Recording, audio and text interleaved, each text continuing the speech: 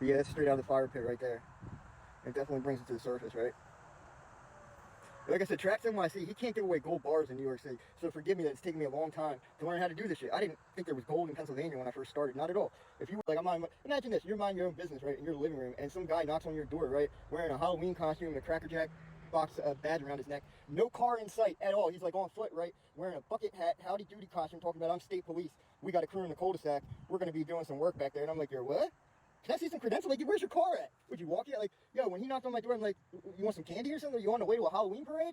And then he told me he was a state police officer, and I had, like, I was like, I didn't know if I heard him right. And then I heard my mom upstairs, like, what'd he say? You know, you're a state police officer? I said, can I see some credentials? And he's like, oh, you're looking at him.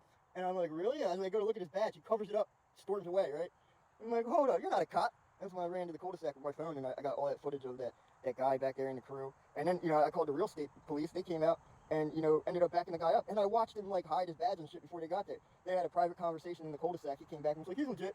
I'm like, what? I need a copy of the police report then, because, you know, you guys won't even tell me what state agency he works for. The guy who knocked on my door telling me he's a state police officer, he's got a vest on that says he works for a state agency. I think I have the right to at least know what state agency he works for. You know, he knocked on my door. I didn't go out there and start harassing him.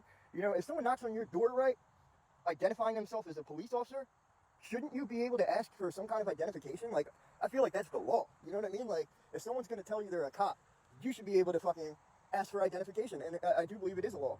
So when I had the real state police come out here, after I already knew this guy was lying, right, and then back him up, I was like, I need a copy of the police report. This is shenanigans. Like, you guys are crazy. None of it makes sense. And then the police officer told me I needed to file a right-to-know request, which is a state-level Freedom of Information Act thing. And I couldn't believe it. I'm like, a right-to-know request? He acted like that's what everyone had to do to get a copy of a police report nowadays. But he couldn't tell me how to do it. That's how I knew he was full of shit, right? I Googled it later on. I found out it's just a state-level Freedom of Information Act deal. And then it started to make sense to me, right? Because the state police, their barracks are on the state highway, right? They live on the state highway. They effectively are the state highway. Yeah, nothing to see here, folks, including my license plate. I know I flashed a badge when I knocked on your door. I just didn't expect you to ask to look at it.